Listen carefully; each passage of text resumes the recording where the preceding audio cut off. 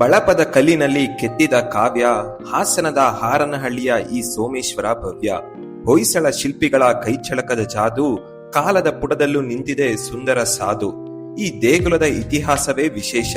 ಹಾರನಹಳ್ಳಿಯ ಸ್ಥಳೀಯ ಸಹೋದರರು ಹಣಕಾಸಿನ ನೆರವು ನೀಡಿ ದೇಗುಲವನ್ನು ಪ್ರಾರಂಭಿಸಿದರೆ, ಅದನ್ನು ಕಲಾತ್ಮಕವಾಗಿ ಕೆತ್ತಿದ ಸೂತ್ರಧಾರ ಶಿಲ್ಪಿ ಮಲ್ಲಿತಮ್ಮ ಮತ್ತು ಇದಕ್ಕೆ ರಾಜಾಶ್ರಯ ನೀಡಿದ್ದು ಹೊಯ್ಸಳ ರಾಜರು. ಇಂತಹ ಇತಿಹಾಸದ ಕುರುಹುಗಳನ್ನು ಹಿಡಿದು ನಮ್ಮ ಪಯಣ ಹೊರಟಿದ್ದು ಹಾರನಹಳ್ಳಿಯ ಪುರಾತನ ಸೋಮೇಶ್ವರ ದೇಗುಲಕ್ಕೆ. 13ನೇ ಶತಮಾನದ ಹೊಯ್ಸಳ ಆಳ್ವಿಕೆಯಲ್ಲಿ ಈ ಹಳ್ಳಿಯನ್ನು ಹಿರಿಯ ಸೋಮನಾಥಪುರ ಅಥವಾ ಹರುವನಹಳ್ಳಿ ಎಂಬ ನಾಮಾಂಕಿತವಿದ್ದು, ಈ ಸ್ಥಳವು ಹೊಯ್ಸಳ ದೊರೆಗಳ ಪ್ರಮುಖ ವ್ಯಾಪಾರ ಮಾರ್ಗದಲ್ಲಿ ಇದ್ದಿದ್ದರಿಂದ ಕಲೆ ಮತ್ತು ಧಾರ್ಮಿಕ ಚಟುವಟಿಕೆಗಳ ದೊಡ್ಡ ಕೇಂದ್ರವಾಗಿ ಮಾರ್ಪಟ್ಟಿತ್ತು. ಹೀಗಿರುವಾಗ ಗ್ರಾಮದ ಅತ್ಯಂತ ಶ್ರೀಮಂತ ಜಮೀನುದಾರರಾಗಿದ್ದ ಪೆದ್ದಣ್ಣ ಹೆಗಡೆ, ಸೋವಣ್ಣ ಮತ್ತು ಕೇಶಣ್ಣ ಎಂಬ 3 ಅಣ್ಣ ತಮ್ಮಂದಿರು ತಮ್ಮ ಸ್ವಂತ ಹಣದಿಂದ ಕ್ರಿಸ್ತಶಕ 1235ರಲ್ಲಿ ಈ ಭವ್ಯ ದೇಗುಲವನ್ನು ನಿರ್ಮಿಸಿದರು.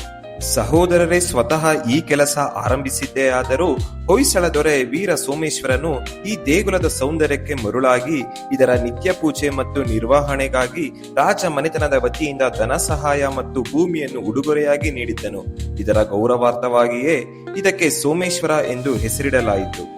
ಇನ್ನು ಕಲೆಯ ವಿಚಾರಕ್ಕೆ ಬಂದರೆ, ಸಿಂಹ, ಆನೆ, ಸವಾರರಿರುವ ಕುದುರೆಗಳ ಜೊತೆ ರಾಮಾಯಣ, ಮಹಾಭಾರತ, ಭಾಗವತ ಪುರಾಣದ ಪ್ರಮುಖ ಸನ್ನಿವೇಶಗಳು, ಶಿವನ ವಿವಿಧ ರೂಪಗಳು, ಸರಸ್ವತಿ, ಗಣೇಶ ಮತ್ತು ಮಹಾವಿಷ್ಣುವಿನ ದಶಾವತಾರಗಳ ಕಥೆಗಳ ರೂಪದಲ್ಲಿ ಕಣ್ಣಿಗೆ ಹಬ್ಬವನ್ನು ನೀಡುತ್ತದೆ. ದೇಗುಲವು ಕಾಲದ ಹೊಡೆತ, ಯುದ್ಧಗಳ ಭೀಕರತೆ ಮತ್ತು ಮನುಷ್ಯನ ಕ್ರೌರ್ಯಕ್ಕೆ ಇಲ್ಲಿನ ಎಷ್ಟೋ ಮೂರ್ತಿಗಳು ಅಂಗವಿಕಲವಾಗಿದೆ. ನಮ್ಮದೇ ನಾಡಿನ ಇಂತಹ ದೇಗುಲಗಳು ಪ್ರಚಾರವಿಲ್ಲದೆ, ಜನರಿಲ್ಲದೆ ಮೌನವಾಗಿ ಕಾದು ನಿಂತಿವೆ. ಮತ್ತಷ್ಟು ಹೊಸ ಕಥೆಗಳೊಂದಿಗೆ ನಾವು ನಿಮ್ಮ ಮುಂದೆ ಮತ್ತೆ ಸಿಗೋಣ.